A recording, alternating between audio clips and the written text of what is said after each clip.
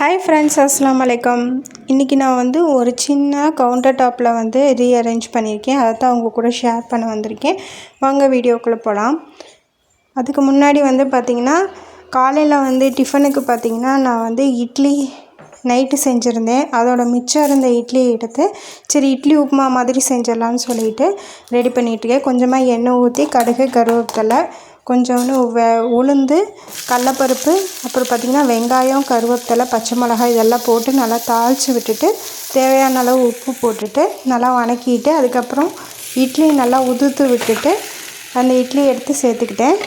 கொஞ்சமாக மஞ்சத்தூள் போட மறந்துட்டேன், அதுக்கப்புறம் தான் போட்டேன். கொஞ்சமாக மஞ்சத்தூள் போட்டுட்டு தேவையான அளவு மறுபடியும் உப்பு டேஸ்ட்டு பார்த்துட்டு உப்பு போட்டுட்டு கொஞ்சமாக கொத்தமல்லி தழை போட்டு கொஞ்சம் எலுமிச்சம்பழம் ஊற்றி அதை இறக்கிட்டேன். அன்றைக்கி வந்து பார்த்திங்கன்னா சாம்பார் தான் வச்சுருந்தேன், அதனால தான் வந்து இட்லி உப்புமா செஞ்சுருந்தேன். அந்த வேலையெல்லாம் முடிச்சுட்டு பாப்பாவுக்கும் வந்து டிஃபன் பேக் பண்ணி கொடுத்துட்டு லஞ்சுக்கு எல்லாம் பேக் பண்ணி முடிச்சுட்டு சரி கவுண்டர் டாப் க்ளீன் பண்ணலான்னு சொல்லிவிட்டு எடுத்து வச்சிட்டேன். கவுண்டர் டாப்பில் இருக்கிறது எல்லாத்தையுமே க்ளீன் பண்ணி வெளியே எடுத்து வச்சுட்டு அப்புறம் வந்து க்ளீனிங் லிக்யூடுக்காக அந்த பாட்டிலில் வந்து கொஞ்சமாக தண்ணியும் விம்மும் சேர்த்துருந்தேன். விம் லிக்யூடும் அது கூடவே வந்து ஒரு ஷாம்பு வந்து சேர்த்துருந்தேன். ஷாம்பு சேர்த்தா வந்து அந்த எண்ணெய் பிசுக்கெல்லாம் இருந்தால் எடுத்துரும். நான் என்கிட்ட அன்றைக்கி டவ் ஷாம்பு தான் இருந்துச்சு, டவ் ஷாம்பு சேர்த்துருந்தேன். நீங்கள் கிளினிக் ப்ளஸ் இருந்தால் கிளினிக் ப்ளஸ் சேர்த்துக்கலாம். அதனால் எல்லாத்தையும் நல்லா வந்து கவுண்டர் டாப் ஃபுல்லாமே நல்லா ஸ்ப்ரே பண்ணி விட்டுக்கிட்டேன் எல்லா இடத்துலையும். நான் வந்து வீக்லி ஒன்ஸ் க்ளீன் பண்ணுறதுனால அவ்வளோ அழுக்கு இல்லை, அதனால் நான் லைட்டாக தேய்ச்சி எடுத்துக்கிட்டேன்.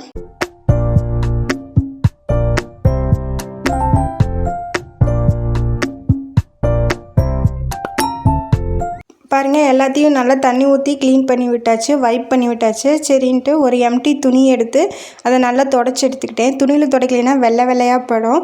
பாருங்கள், தொடச்சி எடுத்தனால ஜன்னலே எப்படி நல்லா க்ளீனாக தெரியுது பாருங்கள்.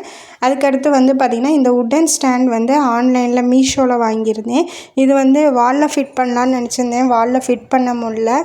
ஏன்னா ரெண்டட் ஹவுஸ்னால் ஆணி அடிக்க முடியாதுன்னு சொல்லிட்டு சரி கவுண்டர் டாப்லேயே வச்சு ஆர்கனைஸ் பண்ணி வச்சுக்கலாம் அப்படின்னு சொல்லிட்டு எடுத்திருந்தேன்.